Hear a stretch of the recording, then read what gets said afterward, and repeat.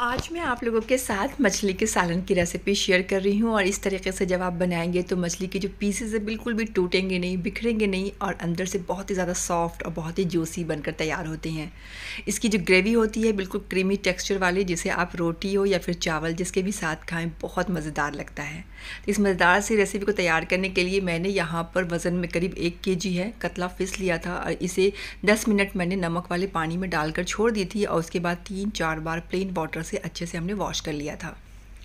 अब हमने मसाले को तैयार कर लेना है। तो यहाँ पर मैंने 3 मीडियम साइज़ के प्याज ली हूँ, 15 से 20 कलियाँ लहसुन की हैं, 1 छोटी चम्मच काली मिर्च और 2 छोटी चम्मच भरकर साबुत ज़ीरा लिया है। इन सबको मिलाकर हम इसका बारीक पेस्ट तैयार कर लेंगे। इसके साथ ही 2 बड़े साइज़ का टमाटर ली हूँ और इसे भी हम बारीक बिल्कुल पीस कर इसका पेस्ट भी रेडी कर लेंगे। तो यहाँ पर मसाले बनाने के लिए हमारे पास ये तैयार हो चुके हैं मसाले इसके। और अब यहाँ पर हमने जो मसाला तैयार किया था प्याज लहसुन का पेस्ट, उसमें से 3 चम्मच हमने निकाल लिया, 3 छोटी चम्मच, और इसमें 1 बड़ी चम्मच कश्मीरी मिर्च का पाउडर, आधी छोटी चम्मच हल्दी का पाउडर, 1 छोटी चम्मच भुने हुए ज़ीरे का पाउडर और 1 छोटी चम्मच धनिया का पाउडर, नमक भी 1 छोटी चम्मच। इन सारे मसालों को अच्छे से हम मिक्स कर लेंगे और इस मसाले के मिक्सचर में जो मछली के पीसेस हैं उसे हम 1 बाय 1 करके ऐड करते जाएंगे। इसके पीसेस को अच्छे से मसाले से कोट कर लेंगे। सारे मछली को हमने मसाले के साथ अच्छे से मिक्स कर दिया और इस मछली के मैरिनेशन को करीब 10 मिनट के लिए हम साइड कर देंगे। 10 मिनट के बाद एक फ्राई पैन में 2 बड़े चम्मच के करीब सरसों तेल को गर्म करेंगे और फिर 1 बाय 1 करके मछली के पीसेस को इसमें हम ऐड कर देंगे। एक तरफ से करीब 1.5 से 2 मिनट तक मीडियम फ्लेम पर हम इसे पकने देंगे। बहुत ज़्यादा हमें डीप फ्राई नहीं करनी है, बस एक तरफ से जैसे ही हल्का सा सुनहरा कलर आ जाता है देन हम इसे फ्लिप कर देंगे।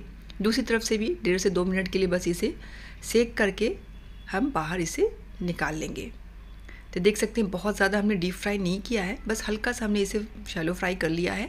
इस तरीके से जब हम फ्राई करके मछली का सालन तैयार करते हैं तो जो भी मछली में जो भी इसकी स्मेल होती है, बेसैनपन होता है, वो ख़त्म हो जाता है और बहुत ही मज़ेदार ये रेसिपी बनकर तैयार होता है। दूसरे बैच को भी सेम प्रोसेस से हमने बस एक तरफ से देखें बस सुनहरा कलर आने तक सेक लिया। इसी तरीके से मैंने सारे मछली को हल्का सा फ्राई कर लिया था। तो मछली हमारी फ्राई हो चुकी है। अब एक हैवी बॉटम कढ़ाई को हम चूल्हे पर चढ़ाएंगे। यहाँ पर ध्यान रखिए कि जो भी बर्तन हम इस्तेमाल करें उसकी थोड़ी सी जो नीचे का जो बेस होता है वो थोड़ा सा फैला हुआ होना चाहिए। अब इसमें हमने करीब 3 बड़े चम्मच सरसों तेल को ऐड कर दी हूँ। तेल जब अच्छे से गर्म हो रहा है, दूसरी तरफ यहाँ पर जो मसाले का पेस्ट था प्याज लहसुन वाली, उसमें करीब 1.5 छोटी चम्मच कश्मीरी मिर्च का पाउडर, आधी छोटी चम्मच भरकर हल्दी का पाउडर, धनिया का पाउडर 1 छोटी चम्मच और नमक यहाँ पर हम टेस्ट के मुताबिक ऐड करेंगे। मैंने 1 टीस्पून ले लिया था। साथ में यहाँ पर ½ टीस्पून मैंने भुने हुए ज़ीरा का पाउडर लिया है। ज़ीरा चूँकि हमने मसाले को पीसने में भी इस्तेमाल किया था इसलिए हम कम ले रहे हैं ज़ीरे का पाउडर। अब इन सारे मसालों को अच्छे से मिक्स कर देंगे और ये हमारा मसाले का मिक्सचर बिल्कुल रेडी हो चुका है। यहाँ पर मैं 2 मीडियम साइज़ के आलू को छील कर धो ली थी और उसे हम इस तरीके से थोड़ा मोटा मोटा स्लाइस में कट कर लेंगे। आलू डालना बिल्कुल ऑप्शनल है, अगर आपको नहीं पसंद तो आप इसे स्किप भी कर सकते हैं। हमारे यहाँ बच्चे पसंद करते हैं इसलिए मैंने ऐड किया था। अब यहाँ पर तेल जब गर्म हो जाए दैन इसमें हम 5 फ़ोरन ऐड करेंगे। 5 फ़ोरन में यहाँ पर मैंने सौंफ ली हूँ, अजवाइन है, ज़ीरा है, उसके बाद सरसों है और मेथी के दाना है। ये पांचों स्पाइसेस को ऐड करके 5 फ़ोरन हमने इसमें ऐड कर दिया। इसके साथ ही जो आलू के स्लाइस थे उसे भी हम इसमें ऐड कर देंगे। थोड़ा सा इसे मिक्स कर देंगे और जब 5 फ़ोरन अच्छे से क्रैकल हो जाए दैन हमने जो मसाले का पेस्ट जो रेडी किया है सारा मैरिनेशन मसाले का, उसे हम इसमें ऐड कर देंगे।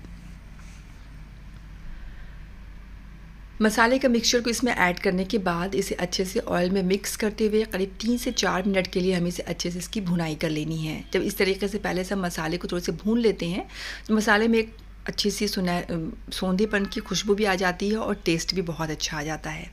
तो 3 से 4 मिनट तक मीडियम फ्लेम पर ही मैंने इसे अच्छे से देख सकते हैं कि भून लिया था बीच बीच में चलाते हुए।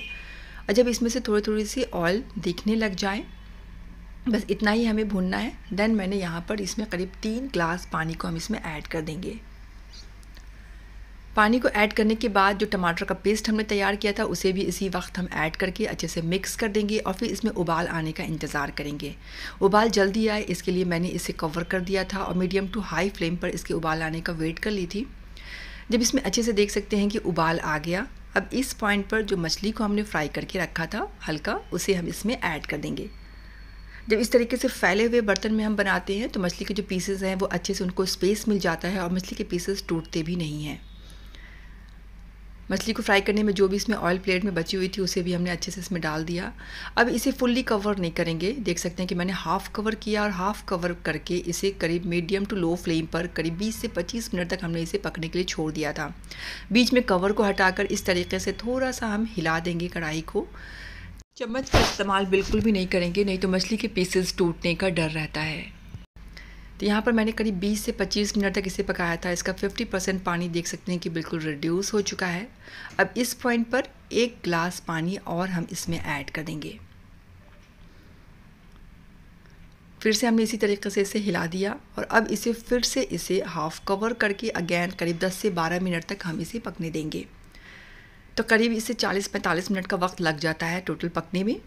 अब यहाँ पर फिर से हमने 12 मिनट तक पका लिया था। पानी देख सकते हैं कि बहुत ज़्यादा इसका रिड्यूस हो चुका है और ठंडे होने के बाद इसकी ग्रेवी थोड़ी गाढ़ी भी हो जाती है।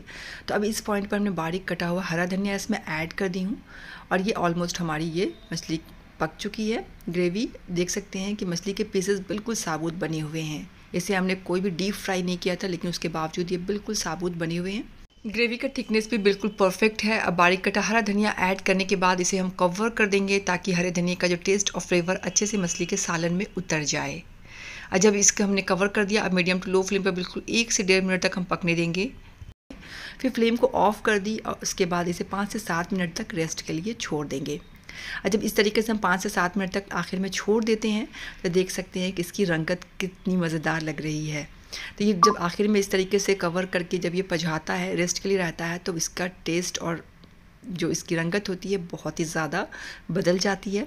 अब मछली का देख सकते हैं कि ग्रेवी भी बहुत ही ज़्यादा गाढ़ी हो गई है ठंडे होने के बाद और बिल्कुल परफेक्ट है और मछली के पीसेस भी बिल्कुल भी टूटे नहीं हैं, बिखरे नहीं हैं। तो बहुत ही सिंपल सी रेसिपी है फ्रेंड्स, बहुत ही ईजी टू मेक है, बहुत मज़ेदार बनकर तैयार होता है। और इस तरीके से जब आप फ़िश करी तैयार करेंगे तो जो मछली के पीसेस हैं वो अंदर से बहुत ही जूसी, बहुत ही सॉफ्ट बनकर तैयार होते हैं और इसे आप चावल या फिर रोटी किसी के भी साथ आप इंजॉय करें, बहुत मज़े की लगती है। ग्रेवी बहुत मज़ेदार होती है। मैं चूँकि आलू हमारे बच्चे बहुत शौक से पसंद करते हैं, इसलिए मैंने इसमें आलू ऐड किया था। आप भी एक बार ऐड करके देखें, बहुत मज़े की बनती है।